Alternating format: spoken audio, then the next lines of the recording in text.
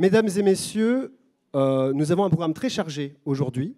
Donc, on va tout de suite passer à l'essentiel, l'introduction, quelque chose qui est vraiment très important, à savoir l'introduction des élus, à commencer par Monsieur le maire, que je vous demande d'applaudir. Tout le monde sera applaudi aujourd'hui.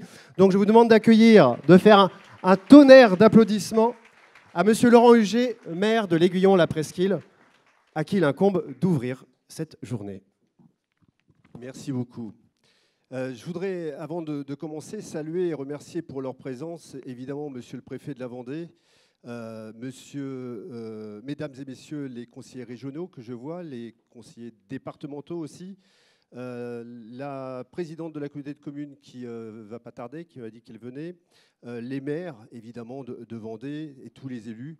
Salutations aussi amicales à l'équipe municipale de l'Aiguillon-la-Presqu'île. Je vois les adjoints, quelques conseillers délégués et les conseillers municipaux. Madame la présidente de l'association des maires, vous êtes la bienvenue. Anne-Marie Coulon, que j'ai vue tout à l'heure, je cherche qui est là. Merci beaucoup d'être ici. Puis en plus, elle est aussi la femme de l'étape, puisque tu habites aussi La Faute-sur-Mer. Merci aussi pour sa présence à Monsieur le Président du Parc naturel, Monsieur le Président du syndicat mixte Vendée-Sèvres-Autise, cher Arnaud. Merci à Monsieur le Premier Vice-président de la VEL, l'Association vendéenne des élus du littoral, et maire de Saint-Gilles, François Blanchet. Merci beaucoup de ta présence. Et merci à vous, mesdames et messieurs, les directeurs généraux des services qui êtes évidemment sur ce sujet important qui est aussi le vôtre, puisque vous assistez les élus dans ces périodes de crise qui leur arrivent quand il est nécessaire. Mesdames et messieurs, je voudrais aussi présenter mes remerciements à Monsieur le Président de la SMAC Assurance, ou de SMAC Assurance, Jean-Luc de Boissieu, avec qui j'ai partagé la toute première idée de cette journée à Paris. J'aimerais aussi remercier Audrey Aviotti de l'association Calixi, l'organisatrice de cet événement, qui s'est pleinement impliquée, qui a stressé à la place de beaucoup d'entre nous. Merci à l'Institut des risques majeurs, l'IRMA, qui a conçu et animé les exercices de ce matin, ce matin, on a lancé les plans communaux de sauvegarde et des exercices. Merci à vous, c'était extrêmement riche, intéressant, et on va en parler tout à l'heure. Et je rappelle que l'IRMA, c'est le site de recherche majeur en France sur la question de prévention des risques. Merci à Monsieur Sanchidrian aussi, représentant l'Association française de prévention des risques naturels et technologiques, la FPCNT, qui a soutenu avec toute son équipe cette journée en apportant à la fois son expertise, mais aussi sa précieuse aide financière. Merci beaucoup. Je veux évidemment remercier tous les chercheurs, tous les scientifiques, les consultants, les techniciens qui vont nous apporter lors des tables rondes les éléments de connaissance indispensables à nos actions communales. Merci enfin à Mathieu, que vous venez d'entendre tout de suite, qui est un YouTuber qui est bien connu sur Monsieur le Professeur Feuillage, grâce à qui l'humour et la vulgarisation scientifique sont associés et suscitent l'intérêt permanent et permettant de sensibiliser le public aux enjeux climatiques. Merci beaucoup. Merci, Monsieur le maire. Enfin, merci à Jean-François Etienne, notre directeur général des services, et à Esteban Vissé, qui, dans l'ombre, ont contribué grandement à cet événement. Alors, je voudrais présenter les excuses de la députée Béatrice Bellamy, de Madame et Monsieur les sénateurs Annick Billon et Bruno Retailleau, de Madame Christelle Morancé, présidente du Conseil régional des Pays de la Loire, de Monsieur Alain Leboeuf, président du Conseil départemental, et de Monsieur Yannick Moreau, le tout nouveau futur président de l'ANEL dans quelques minutes. Réjouissons d'ailleurs, nous, d'avoir un Vendéen à cette présidence et à la manœuvre. Ça sera très bien. À présent, quasi quotidiennement, nous sommes les témoins et parfois les victimes des conséquences violentes du réchauffement climatique, qui est planétaire, mais aussi de certaines conséquences de la technologie qui permet à presque 8 milliards d'humains de vivre ensemble sur l'unique petite planète connue dans l'univers qui, pour le moment, le permet. Et à notre échelle, nous sommes tous ici présents, des acteurs en responsabilité de la prévention des risques des catastrophes naturelles et technologiques, habitants y compris. Nous sommes tous acteurs aussi de la résilience des territoires. Et l'histoire de l'Aiguillon-la-Presqu'île nous le rappelle tous les jours. Marquée par la tempête Xynthia, la commune déléguée de La Faute-sur-Mer est, je le crois, un exemple national d'une résilience territoriale accomplie dans son renouveau et sa culture du risque. Avec ses partenaires, la SMAC L'Assurance, l'Association française pour la prévention des catastrophes, l'IRMA, Calixis, l'AVEL, l'Association des maires de Vendée, évidemment tous les services de l'État, la commune de L'Aiguillon-la-Presqu'île a initié la mise en œuvre de cette journée dédiée à la prévention du risque. Ce fut ce matin, comme je vous le disais tout à l'heure, un exercice de simulation de crise mettant en œuvre un plan communal de sauvegarde en montagne, dans une ville inondée par un fleuve. Et cet après-midi, nous poursuivons autour de 2 tables rondes, dont les thèmes sont, pour la première, le vieillissement de la population confrontée aux risques naturels, et puis un autre volet sur l'érosion côtière de la loi climat et résilience, afin de mieux comprendre l'esprit du législateur et les conditions sur toute sa mise en œuvre, enfin la mise en œuvre de la loi. La responsabilité qui est la nôtre est d'assumer que nous devons faire accepter des nouvelles règles stables à des territoires et à leurs populations qui subissent les conséquences d'aléas difficiles à prévoir avec précision, compte tenu de la rapidité de l'évolution du climat. Donc on a des règles stables pour de l'instable. Dois-je rappeler les titres dans les médias de réchauffement plus rapide que prévu, fonte des glaces plus rapide qu'envisagé, record de pluie, record de température battue, violents feux de forêt en Bretagne. S'il faut s'attacher impérativement à expliquer à tous le pourquoi des besoins d'anticipation de la prévention des risques afin de bien comprendre comment adopter les bons comportements pour y répondre, avant, pendant et après la crise, eh bien les conditions de la résilience ne s'arrêtent pas là. Pour y avoir été confronté et lucide de la nécessaire acculturation de nos populations au risque, à la fois par le devoir de mémoire, mais aussi par le réglementaire, force est de constater que des situations inédites vont s'imposer à nous et qu'il va falloir pour nous adapter, voire nous réinventer. Nous rappellerons sans doute tout à l'heure qu'à l'usage, le plan communal de sauvegarde, dont le responsable est le maire, je le rappelle, n'est qu'un mode d'emploi dysfonctionnel lorsqu'il n'a pas de relais d'information terrain et de proximité. Que les PSS devront très vite devenir des plans communaux intercommunaux, ou plutôt des plans de prévention intercommunaux. Que la question est posée de mieux permettre l'évolution d'un habitat résilient dans les zones constructibles inondables. Que le législateur, qui anticipe le recul du trait de côte et que les services de l'État planifient, se posera alors la question de la cohérence de ce recul avec la prescription et les prescriptions des schémas de cohérence territoriaux, et aussi avec la politique restrictive du développement de l'habitat, notamment l'exigence de non-artificialisation des sols, des rares fonciers éventuellement disponibles du rétro-littoral. Se posera aussi la question de la préparation de l'acceptabilité de la population à reculer, donc de déménager, quand il faudra, puisqu'on atteindra là son droit constitutionnel de propriété. Se posera aussi le sujet des futures capacités financières, comme celui des bases d'indemnisation. Dans l'attente du recul se posera, à mon sens, très vite aussi la question de la capacité de couverture assurantielle des patrimoines publics comme des patrimoines privés auprès de leurs assureurs, qui, assureurs, seront d'ores et déjà la haute probabilité de la réalisation du risque. Je n'en doute pas un instant en posant quelques questions. Je viens d'ouvrir la boîte de toutes vos autres questions. C'est tout l'intérêt d'assister à une journée comme aujourd'hui. L'idée même que vous repartiez tout à l'heure avec plus de connaissances utiles, mais aussi avec plus de questionnements qu'avant d'être venu, serait pour moi vraiment une satisfaction. Car c'est ensemble, scientifiques, habitants, élus, décideurs, acteurs de la prévention des risques, législateurs et services de l'État, que nous devons apporter des réponses à ces questions, examiner le champ des possibles, faire l'état des lieux des outils disponibles, peut-être en créer d'autres, afin de créer les conditions du mieux vivre, du bien vieillir, dans un environnement respecté et protégé. Mesdames et messieurs, je vous souhaite un après-midi utile. Il faut changer nos comportements face aux enjeux du réchauffement climatique. La gestion des risques, c'est tous ensemble, et c'est maintenant. Merci beaucoup. Merci, monsieur le maire. Je vais demander maintenant de nous rejoindre sur scène à monsieur François Blanchet, qui est premier vice-président de la VEL, mais également, on l'a dit, maire de Saint-Gilles-Croix-de-Vie, si je ne dis pas de bêtises. On l'applaudit, s'il vous plaît. Merci, mesdames et messieurs, bonjour. Alors bien sûr, je voulais m'associer aux salutations effectuées par mon collègue Laurent. Je voulais bien sûr saluer monsieur le préfet, saluer monsieur le maire, tous les élus qui sont ici, les conseillers départementaux, bien sûr monsieur le sous-préfet des Sables-d'Olonne qui est ici, madame la présidente de l'association des maires, ma chère Anne-Marie, les conseillers départementaux, conseillers régionaux, tous les élus qui sont ici et puis tous les acteurs de cette thématique qui nous réunit ici cet après-midi. Je voulais bien sûr remercier vraiment chaleureusement au nom de la VEL Laurent.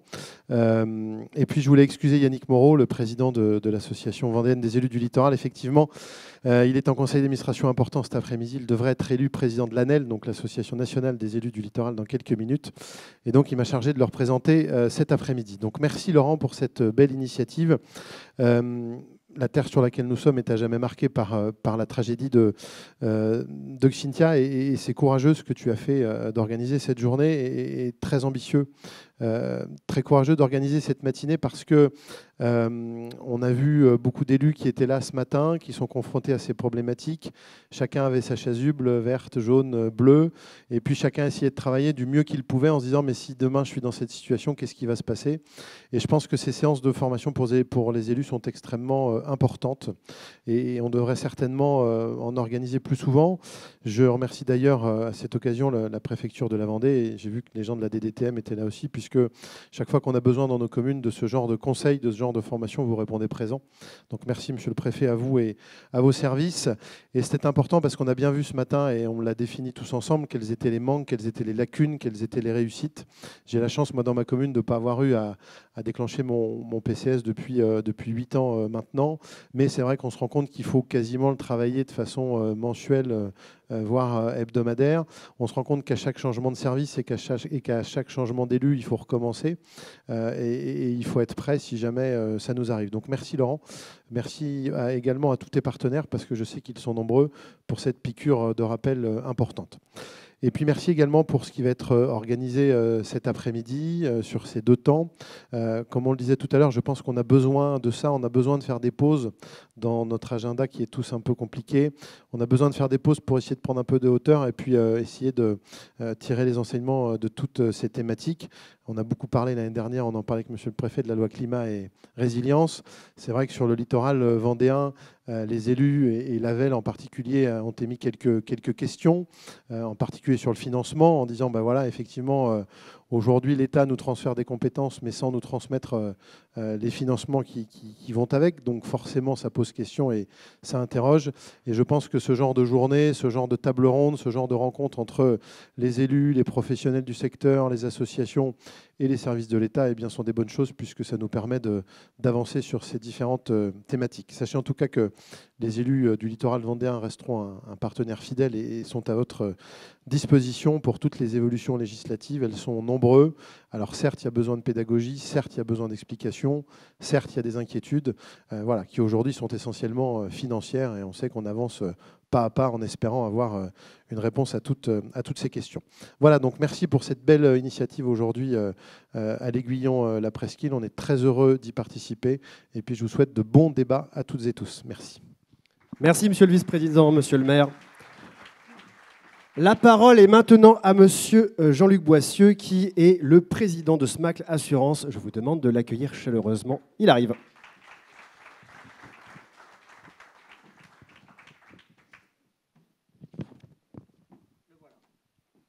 Bonjour, monsieur le président. Bonjour à tous. Président de la SMAC, je pense que la SMAC, vous connaissez. Il y a d'autres assureurs qui assurent les collectivités locales, mais enfin, la SMAC, on a fait son fonds de commerce, sa raison d'être, créé il y a 50 ans, au lendemain de la guerre. Et donc, moi, je suis heureux de participer à ces réunions de maires, d'élus locaux. J'ai aujourd'hui 2 messages à vous donner. À part remercier, mais Laurent Huget l'a fait mieux que je le ferai. Donc, 2 messages à vous délivrer. D'abord, pour nous, ces réunions que vous faites aujourd'hui, d'apprentissage à la gestion des risques, d'apprentissage à la gestion des situations de crise, ce que vous avez fait ce matin avec l'IRMA, ce que l'IRMA a fait avant-hier à Frontignan. Bon, On fait beaucoup d'opérations avec l'IRMA. Bon, ces séminaires ou ces stages de gestion de crise sont excessivement importants pour deux raisons. D'abord, je pense que, on l'a vu ce matin, c'est indispensable de vous mettre dans le bain parce qu'il ne faut pas attendre que la catastrophe soit là. Excusez-moi, cher ami, de prendre cette expression, mais il ne faut pas attendre la catastrophe pour devoir la gérer. Il faut se préparer, il faut anticiper, il faut s'organiser. Et en tant qu'assureur, moi, je peux vous dire une chose, parce que des dossiers de sinistres, on en a. Eh bien, si vous prenez deux communes identiques qui subissent le même fléau climatique, exactement le même, eh bien, à la fin des fins, quand on fait le bilan, on s'aperçoit que le coût en hommes, le coût sociétal, le coût financier d'une catastrophe est beaucoup plus élevé dans les communes qui ne sont pas préparées que dans les communes qui sont préparées. Se préparer, ça veut dire identifier, cartographier ces risques, faire des plans communaux de sauvegarde, les gérer, les entretenir, s'exercer. Bon, mais je peux vous promettre qu'en cas de coup dur, c'est payant. Deuxième chose que je pouvais vous dire, pas très agréable, mais je pense que c'est utile que je vous le dise aujourd'hui, on est en pleine campagne d'appel d'offres. Donc un certain nombre d'entre vous sont en train de préparer leurs appels d'offres ou les ont déjà déposés. Nous sommes aujourd'hui en assurance à un point de rupture. Je m'explique. Jusqu'à présent, quand vous faisiez des appels d'offres, vous aviez 3-4 réponses et c'était à vous de choisir quelle était la meilleure en termes de garantie, en termes de prix, en termes d'indemnisation. Bon. Aujourd'hui, c'est plus ça. C'est plus ça votre problème. Et je le dis en tant que président de la SMAC. Le problème que vous avez, ce n'est pas de trouver le meilleur contrat au meilleur prix. Le problème, c'est de trouver un contrat. C'est de trouver un assureur qui va accepter de prendre vos risques. Il y a une telle montée des événements climatiques, probablement dû au réchauffement climatique.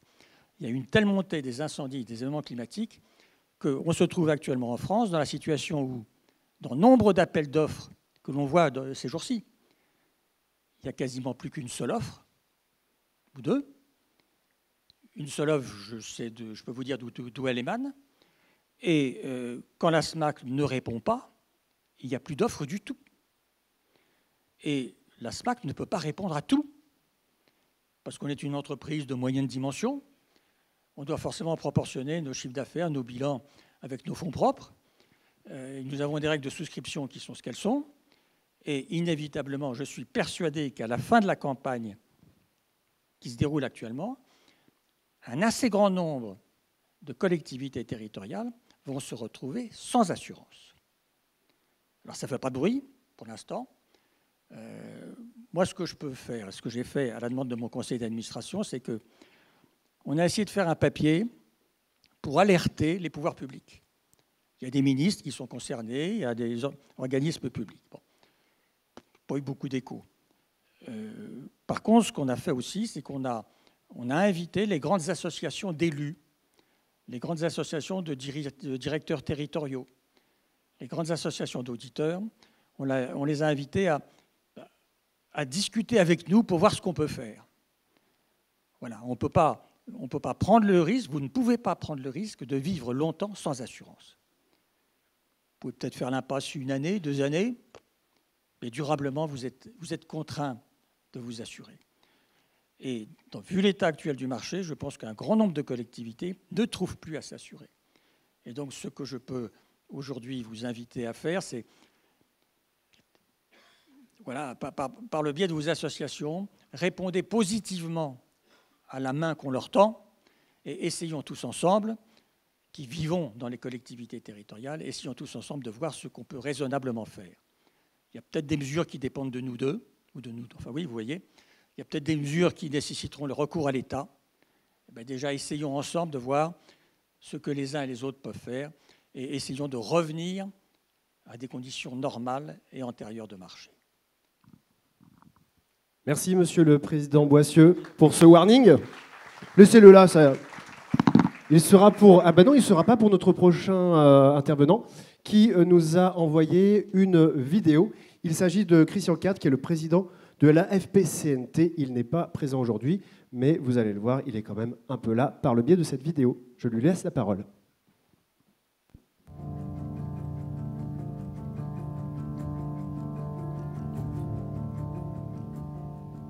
C'est un honneur pour moi de venir vous passer un message au nom de la FPCNT dans son ensemble.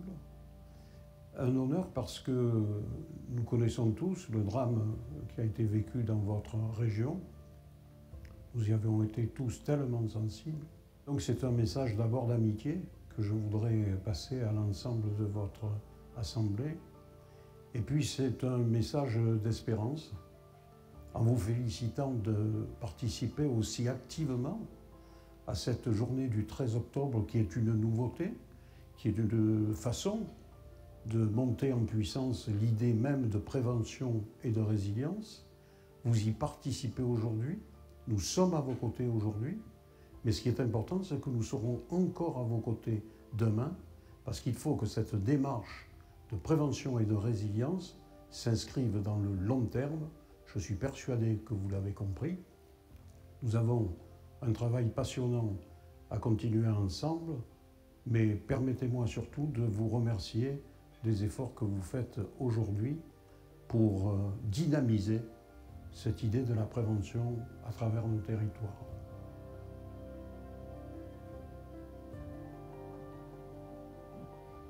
On peut l'applaudir même s'il n'était pas là. Ça fait toujours plaisir.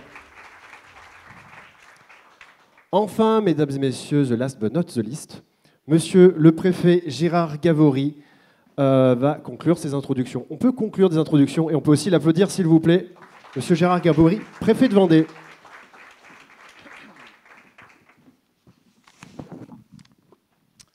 Monsieur le maire, mesdames et messieurs les présidents, mesdames et messieurs les élus, mesdames et messieurs, chers collègues du corps préfectoral, je salue également le directeur départemental des territoires de la mer. Je suis très heureux, monsieur le maire, d'être parmi vous aujourd'hui à l'Aiguillon-la Presqu'île. Lorsque j'étais venu vous voir, vous m'aviez fait part de cette initiative dans le cadre de la première journée nationale de la résilience. Depuis 2009, le 13 octobre a été désigné par l'Assemblée générale des Nations unies comme date de commémoration de la journée internationale pour la réduction des risques de catastrophe. C'est donc naturellement la date qui a été retenue par le gouvernement pour valoriser les initiatives visant à maintenir ou à accroître notre capacité de résilience collective. Partout en France, cette journée sera et est ponctuée d'événements, de colloques, d'exercices, d'ateliers. Dans le département de la Vendée, ce sont 4 opérations qui ont été validées, labellisées, dont celle la plus importante, monsieur le maire, de l'Aiguillon-la Presqu'île. L'objectif de cette journée est triple. D'abord, développer la culture des risques naturels et technologiques parmi la population et ses représentants, les élus, c'est-à-dire comprendre les catastrophes passées et faire prendre conscience à chacune et à chacun des risques locaux. Se préparer ensuite à la survenance d'une catastrophe, c'est-à-dire diffuser les bons gestes, les bons comportements et faire connaître la signification des moyens d'alerte. Développer enfin la résilience collective aux catastrophes en faisant connaître les aides apportées par la puissance publique, par les assureurs, et j'ai bien entendu votre message, monsieur le président de la SMAC, les associations, et faire de la reconstruction une opportunité pour réduire nos vulnérabilités. Vous le savez, nous sommes confrontés à des crises multiples, acinétiques, rapides ou lentes, qui se succèdent au point qu'elles constituent désormais un continuum. Pour parler des crises récentes, il y a la pandémie qui reste présente, il y a la guerre en Ukraine qui nous affecte indirectement, je dirais même directement, mais il y a aussi des événements locaux qui, s'ils ne font pas toujours la une de la presse nationale, bouleversent nos vies. Je parlerai de l'épisode de grippe aviaire qui nous a affectés en début d'année et qui, malheureusement, sans être un oiseau de mauvais augure et sans jeu de mots, reprend, je dirais, dans l'ensemble du pays et notamment dans notre département. Et puis aussi, cela a été peut-être pas trop connu, de récentes pannes localisées de nos réseaux de télécommunications et notamment de nos moyens d'urgence. Ces événements jettent une lumière crue sur nos fragilités. Sur le plan humain, la crise, c'est toujours la perte de l'univers de référence, le basculement dans l'impromptu et la démesure qui plonge chacun, et notamment le décideur, le maire, sur le territoire de sa commune, dans une forme de désarroi. Cela est naturel, c'est la raison pour laquelle il faut s'y préparer, pour ne pas être frappé d'une sidération qui disqualifie. Sur le plan logistique et matériel, ces événements rappellent parfois que l'hyper-optimisation, qui réduit les coûts sur le court terme, peut avoir un coût prohibitif en cas de dégradation brutale des conditions d'exercice de telle ou telle activité. C'est ainsi qu'il faut parfois savoir s'assurer, investir dans des redondances, dans des systèmes de grand secours, dans des formations de son personnel. Et je salue votre initiative d'avoir organisé les exercices de ce matin. Chacun de ces événements doit aussi nous conduire à interroger nos pratiques, à améliorer nos process et notre manière de fonctionner. Comme disait Churchill, il ne faut jamais gâcher une bonne crise. Il faut aussi sanctuariser le temps du retour d'expérience. L'État se prépare. La loi d'orientation et de programmation du ministère de l'Intérieur viendra apporter de moyens complémentaires à la protection civile. Mais outre les réponses organisationnelles et financières de demain, l'État promeut et développe dès aujourd'hui des solutions de technologie nouvelles et innovantes. Je veux parler du nouveau système d'alerte des populations par smartphone, FR Alert, qui est désormais opérationnel et que nous allons tester lors de nos prochains exercices, en espérant qu'on n'ait pas à le tester dans le cas de crise grave. Vous savez, c'est issu notamment de ce qui s'est passé à Lubrizol. Enfin, j'étais en région Normandie quand cet accident est arrivé et c'était déjà dans les tuyaux. Mais cet accident a nécessité le développement de cette application et qui a été opérée dans des délais très brefs. C'est une mesure concrète qui, n'en doutons pas, permettra de sauver des vies. Dans une commune comme l'Aiguillon-la-Presqu'île, qui a été frappée par la tempête Xynthia et meurtrie dans sa chair, je sais combien l'anticipation et la prévention des crises revêtent une acuité particulière. La capacité de résilience et la solidarité dont vous avez fait preuve durant cette catastrophe vous honorent. Les réflexions que vous avez engagées, les dispositifs que vous avez mis en œuvre avec le soutien de l'État, notamment dans le cadre des plans d'action de prévention des inondations, les fameux PAPI, pour affronter le risque de submersion marine et limiter l'érosion côtière, nous offrent un exemple édifiant pour progresser ensemble en matière de prévention des catastrophes naturelles. C'est aussi l'objet des plans de prévention des risques littoraux qu'il nous faut veiller constamment à réactualiser. Enfin, la loi dite climat et résilience, vous l'avez abordé, monsieur le vice-président de l'AVEL, a mis en place de nouveaux outils pour faire face au recul du trait de côte, auquel seule, pour l'instant, la commune de La Tranche-sur-Mer, je salue son maire, a souhaité adhérer en Vendée, mais je ne doute pas que les autres communes, dès lors que les conditions de financement auront été précisées, suivront cette commune. Sachez que je dévoile ce que va dire M. Martineau tout à l'heure, sachez que vous pouvez adhérer, bien évidemment, comme on appelle, au fil de l'eau. L'été que nous avons connu, avec ces incendies, dans un département comme la Vendée, qui est pourtant le deuxième département le moins boisé de France, sa sécheresse, qui est toujours d'actualité, ces canicules, on a eu des épisodes de canicules qui ont déclenché l'alerte rouge, c'est quand même pas banal, l'alerte rouge, on a eu 2 alertes rouges cet été, avec des records de température. Cet été nous a tous fait prendre conscience que les menaces liées au réchauffement climatique ne sont pas seulement pour demain.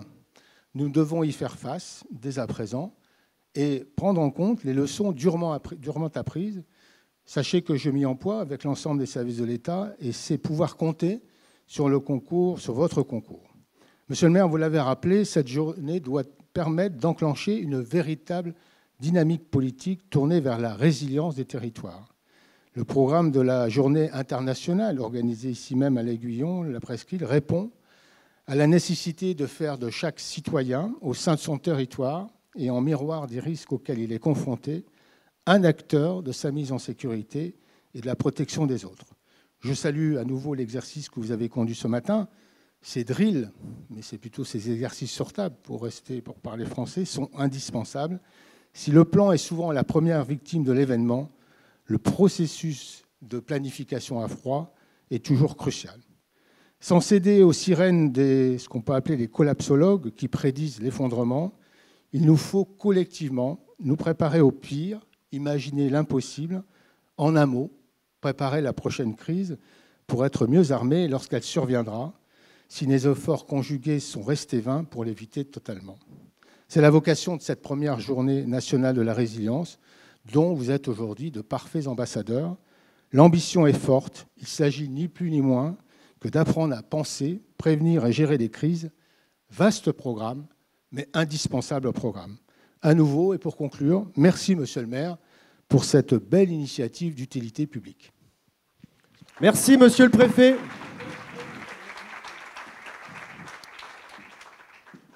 Alors aujourd'hui, je vais remonter sur scène. Hop, regardez, comme un félin. Vraiment, ça vous impressionne ça? Vraiment? Alors aujourd'hui, nous allons avoir beaucoup d'intervenants sur les deux tables rondes, mais il y en a deux que je voudrais appeler maintenant, parce qu'ils sont encore chauds des exercices de ce matin, si je puis m'exprimer ainsi. Je vous demande d'accueillir deux élus, deux maires qui ont participé aux exercices de ce matin. Monsieur Christian Dénéchaud, maire de Vouillé-les-Marais, vous pouvez nous rejoindre, et on vous applaudit. Et monsieur Judicaël Lamy, maire de La Taillée. Prenez les escaliers, messieurs. Et succinctement, attendez, regardez, on va faire un truc génial, parce qu'il y en a marre de ce truc. Je crois que c'est lourd, hein, par contre. Audrey, tu veux vraiment m'aider? C'est simple. On peut applaudir Audrey, s'il vous plaît. Merci. Vous voulez vous asseoir ou vous voulez rester debout? Vous êtes bien? On est en pleine digestion, mais prenez un micro, ça c'est sûr. Je vais commencer par celui qui voudra prendre la parole en premier. Les exercices de ce matin. Est-ce qu'ils sont allumés, leurs micros? Oui, a priori. Oui, c'est bon. C'est bon. Oui, je vous écoute. Les exercices de ce matin, première question qu'on pourrait se poser, qu'est-ce que vous avez appris? Il est évident que ce genre de mise en situation, ça nous permet de pouvoir avoir une vue réelle de ce qui peut se passer en situation de crise. Je pense que les PCS, en règle générale, sont plutôt bien faits en ce qui nous concerne. On a pu constater quelques petits points qui étaient un petit peu vagues, on va dire. On pourra en reparler un petit peu plus tard si vous voulez. Le ressenti, c'est que la cohésion se fait en fait, enfin a priori, se fait en fait assez rapidement entre les personnes qui sont dans la cellule de crise. Ce qui était intéressant, c'est qu'autour des tables qu'il y avait, nous ne connaissions pas, et assez rapidement, en fait, on s'est retrouvés à être en symbiose sur le mode de fonctionnement. Je pense qu'on a à peu près fait le tour. Quant à vous, Judicaël Lamy, maire de La Taillée, est-ce que les situations sur lesquelles vous avez été confrontés ce matin sont des situations dont on pourrait dire que vous étiez déjà préparé à affronter? Est-ce que c'est des choses que vous avez déjà vécues ou pas du tout? Alors, j'avoue que ce matin, je me lève normalement, et je fais ma route, j'arrive ici, et c'est la crise. Donc, c'est une journée presque normale pour un élu, finalement. Ça peut arriver d'une petite à une grande. Donc, il faut improviser. On se retrouve... Enfin, il faut improviser. Non, justement, il ne faut pas improviser. Il faut réagir. Et ça, je pense qu'on manque un petit peu de préparation, mais on se rend compte que dans l'action, en fait, on répond immédiatement. On a un petit flottement de 2-3 minutes. On se cale, on corrige les choses en temps réel, et puis on prend les décisions et on avance. Maintenant, on avait des bons supports, malgré tout. Qu'est-ce que vous appelez des bons supports? On avait quand même de la documentation, on avait des cartographies, on a tout de suite cerné les limites des moyens qu'on avait. Donc là, ça veut dire que même dans notre propre commune, il y a un gros travail à faire pour que la documentation soit à jour, pour qu'on soit le plus réactif possible, parce qu'il n'y a pas une minute à gâcher quand c'est comme ça. Il faut rattraper en permanence, il faut être pertinent, il faut être clair, il faut réagir et agir. Et ça, l'exercice de ce matin a montré qu'on avait encore un petit peu de route à faire et qu'il fallait être vigilant, préparé, et se préparer au fil du temps, en fait. Ça n'arrive pas comme ça. Oui, enfin, la crise arrivera comme ça. Mais la réaction, c'est comme un entraînement, il faut être prêt. tout le temps. Est-ce que, comme le disait Monsieur le Préfet tout à l'heure, vous allez être des ambassadeurs de ce type de formation? Est-ce que c'est quelque chose dont vous allez faire la promotion? Est-ce que ça vous a convaincu d'aller encore un peu plus loin? Je pense qu'on n'avait pas vraiment besoin d'être convaincu, en fait. Il est évident qu'il faut se préparer à ce type de situation. Une mise en situation comme ce matin, c'est justement ce qui va nous permettre de pouvoir être le mieux préparé possible, d'en parler à nos équipes municipales aussi, d'en parler aussi à la population. Sans mise en situation, comme on en a eu ce matin, je pense que c'est panique générale à bord. Et on va droit dans le mur. La gestion du stress, alors évidemment ce matin c'était une mise en situation tout à fait sympa, pas de problème, on a pris notre petit déjeuner en arrivant sur place, tout va bien, quoi. Mais en situation de crise réelle, je pense que la montée du stress, même si on est accompagné avec des professionnels, pompiers, gendarmes, etc., la montée du stress fait qu'à un moment, sans préparation, c'est clair, on finit par perdre les pédales. Ça, il me semble que c'est évident. Donc, sans être, comme vous le dites, un ambassadeur, on risque d'avoir des gros soucis, oui. Et ce genre de problème, ce genre de crise, sans reprendre les mots de Monsieur le Préfet pour jouer les oiseaux de mauvais augure, mais on va y être confronté. Il faut regarder la réalité en face. Nous encore, dans notre territoire, alors on est un peu reculé. Toi, par contre, tu es en prépa de ligne. Donc voilà, il faut se préparer. Bien sûr qu'il faut se préparer. Judy Gaël, autre chose à ajouter? Clairement, on a mis le doigt ce matin sur des petites choses qu'on ne soupçonnait pas. Voilà, tout à l'heure, je parlais de préparation. Effectivement, on ne peut que pousser et amener sa population et son équipe municipale, ses agents, à cultiver ce genre de préparation, être prêt à répondre, savoir qui on appelle, sur qui on s'appuie, la chaîne logistique qu'on enclenche, les relais qu'on va avoir. En fait, finalement, ce matin, on se rend compte que, oui, on le sait, on sait que c'est important, mais on n'est pas prêt tant qu'on ne passe pas l'exercice de ce matin. Et je pense que ça, c'est quelque chose qu'il faut faire absolument dans la formation, dans le cadre de formation d'un élu, parce que là, on parle de... Forcément, on est au bord de la mer, etc. Il n'y a pas de souci, mais une crise, c'est un camion de carburant qui vient s'écraser dans votre commune. Je ne sais pas, moi, c'est un engin agricole, c'est à côté de votre école, une cuve de gaz ou que sais-je, une réserve de fuel, un incendie. La crise, c'est n'importe quoi. Moi, j'ai déjà une maison, une bouteille de gaz qui explose, j'ai déjà eu des accidents, des choses comme ça. Bon, il faut être réactif, mais il faut être prêt. Je ne ferai pas d'analogie avec le sport, mais ça mérite qu'on soit vraiment préparé et au point. Et forcément, aujourd'hui, on se rend compte qu'on ne l'est pas encore suffisamment. Ça confirme en tout cas qu'on n'est pas tous réunis aujourd'hui pour rien. C'est que ce n'était pas du tout inutile ces exercices. Et comme ça a été dit tout à l'heure, je ne sais plus par qui, si ça pouvait être mensualisé, en tout cas qu'il y ait des remises à jour régulières pour garder un petit peu cette préparation, ce serait pas mal. Avez-vous encore quelque chose à nous dire par rapport à ce retour d'exercice de ce matin? Merci. Eh ben, merci à vous, on peut les applaudir. Ouais. Bravo messieurs.